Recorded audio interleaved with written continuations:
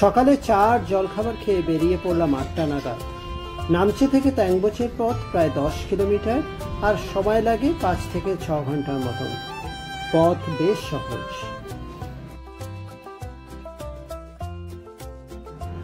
পথ নির্দেশিকা হিসেবে আমরা ডান দিকের পথ বেছে নিলাম।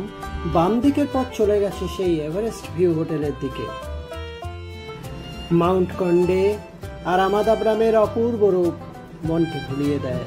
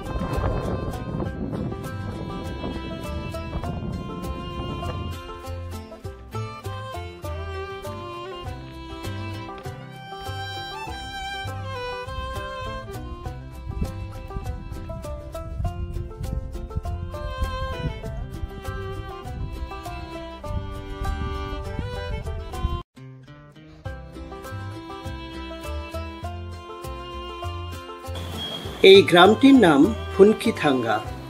এখানে রাস্তার ধারে ছিটিয়ে থাকা হস্তশিল্পের দোকানগুলো পাহাড়ের প্রেক্ষাপটে এক অসাধারণ দৃশ্য তৈরি করে। যারা এই পথে ট্রেকিং করতে আসেন তাদের জন্য এই শিল্প শুধু উপহার নয়, বরঞ্চ এটি হয়ে ওঠে স্মৃতির এক টুকরো।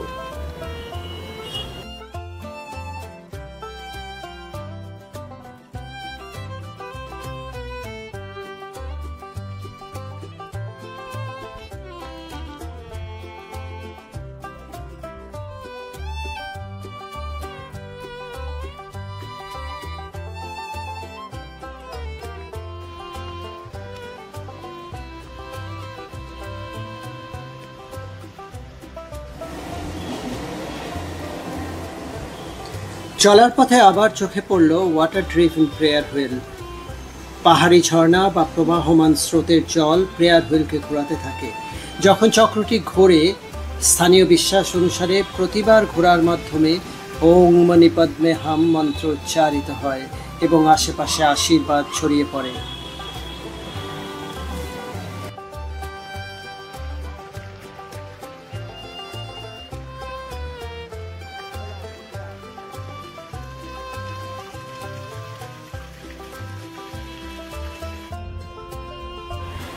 পাহাড়ি ইয়াকরা তৃষ্ণা নিবারণ করে এই ঝর্ণার জল দিয়ে।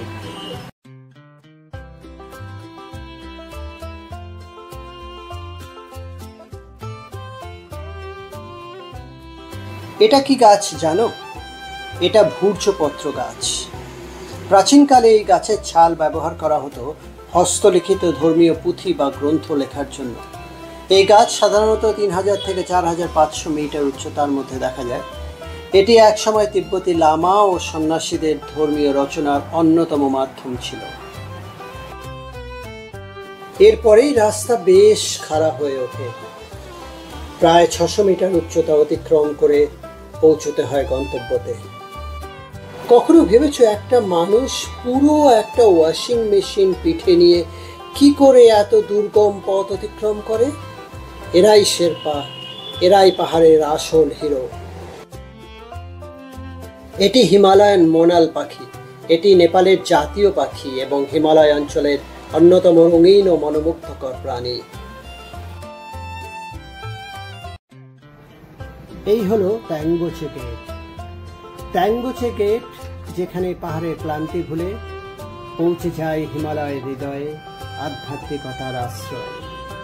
এটি একটি শুধু গেট নয়, এটি এমন একটা স্থান যা আমার ভ্রমণকে পূর্ণতা দেয়।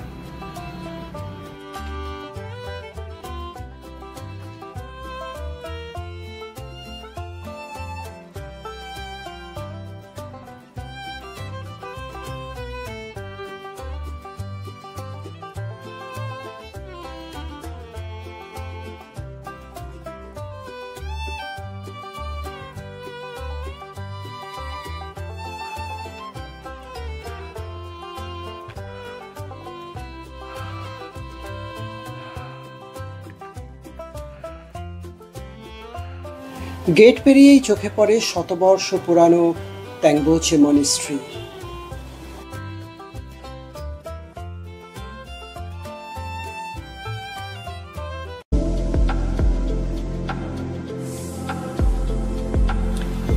ট্যাংবোচে মনিস্ট্রি প্রতিষ্ঠিত হয় 1916 সালে এবং এটি এই অঞ্চলের সবচেয়ে বড় মনিস্ট্রি। 1934 সালের ভূমিকম্প এবং 1989 সালের অগ্নিকাণ্ডে এটি ধ্বংস হলেও স্থানীয় শেরপা সম্প্রদায় এবং আন্তর্জাতিক সহায়তায় পুনর্নির্মাণ করা হয়।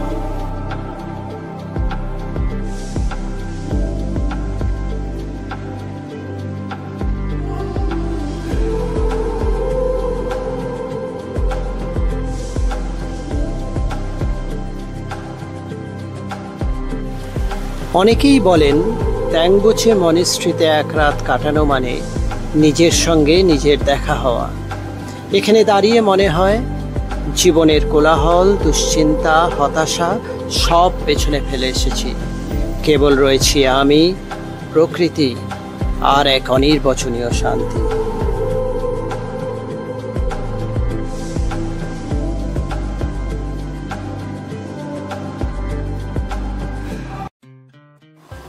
ট্যাংবোচের সকালটা যেন হিমালয়ের কোলে জেগে ওঠা এক পরিপূর্ণ কবিতা। তুষারে ঢাকা পর্বতচূড়ার পেছনে আলোর খেলা, আর নিচে শান্ত ট্যাংবোচে মনিস্ট্রির লাল সোনালি ছাদ, যেন কোনো তিব্বতী চিত্রশিল্পে আঁকা এক দৃশ্য।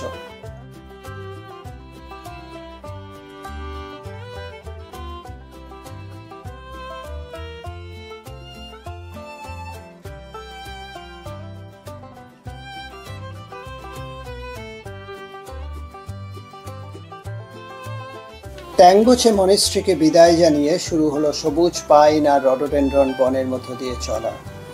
কাল রাতে তুষারপাত হয়েছে, আশেপাশের পথ শুধু সাদা আর সাদা।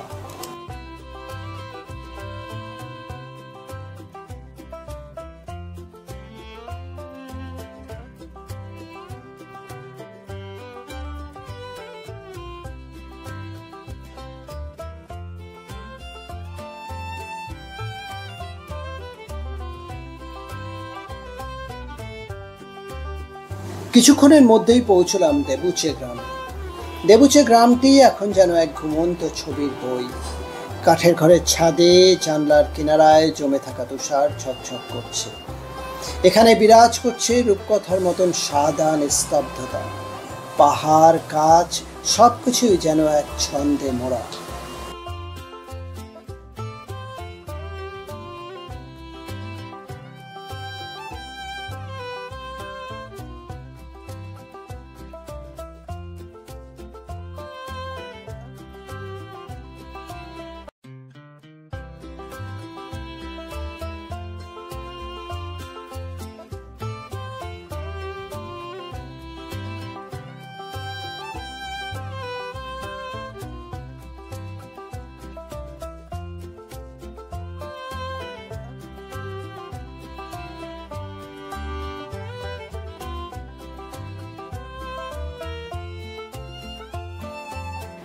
দেবুচে গ্রাম ছেড়ে এগোতেই চোখে পড়ল সেই চেনা মণি প্রাচীর, যার প্রতিটি পাথরে খোদাই করা আছে পবিত্র বৌদ্ধ মন্ত্র ওং মণি পদ্মে হাম।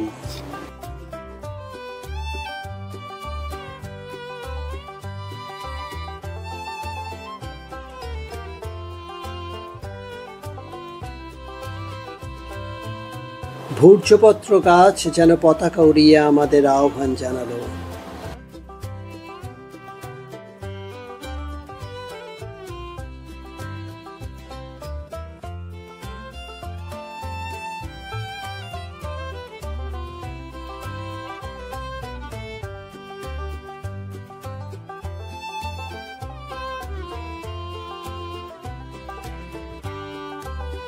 এটি হলো ইমোজা খোলা নদী, আর নদীর ওপর আবার একটা সাসপেনশন ব্রিজ, আর তার ওপর দিয়ে হেঁটে যাওয়া এক রোমাঞ্চকর অভিজ্ঞতা।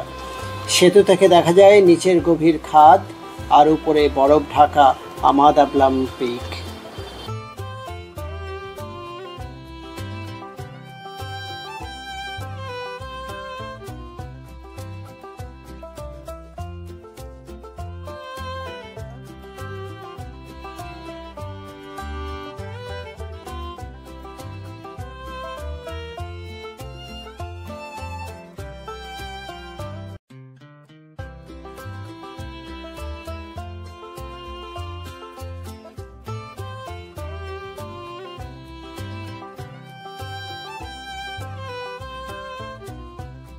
সারাটা পথ আমাদাবলাম পর্বতশৃঙ্গ যেন দুহাত বাড়িয়ে আলিঙ্গন করছে।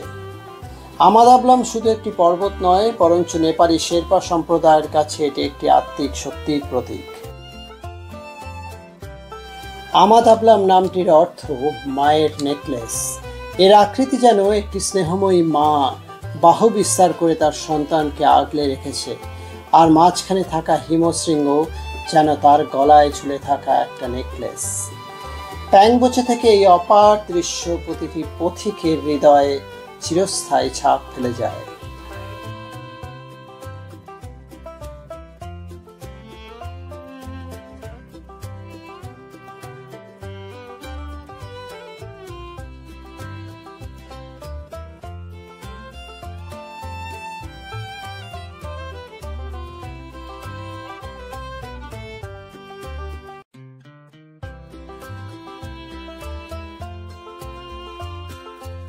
ব্রিজ পার হয়ে চড়াই শুরু হতেই নিঃশ্বাস ভারী হয়ে আসে, কিন্তু মাথা তুলে তাকাতেই মনে হয় যতই কষ্ট হোক এই পথ ছেড়ে যাওয়া যাবে না। ধীরে ধীরে যখন প্যাংবোচের প্রথম কয়েকটা ঘর দেখা যায়, তখন মনে হয় একটা নতুন গল্পের শুরু হতে চলেছে। প্যাংবোচে ছোট পাহাড়ি গ্রাম, কিন্তু হৃদয়ের গভীরে যেন বিশালতা লুকিয়ে রেখেছে। দূরে দাঁড়িয়ে থাকা আমাদাবলাম যেন কোনো পাহাড় নয়, কোনো দেবীর মতন আশীর্বাদ জানাচ্ছে পথিকদের। এখানে এসে শুধু বিশ্রাম নয়, একরাশ প্রশান্তি মেলে। মনে হয় শহরের ক্লান্তি, জীবনের ব্যস্ততা সবই যেন খুব দূরে, শুধু আমি, পাহাড় আর শান্ত হাওয়া।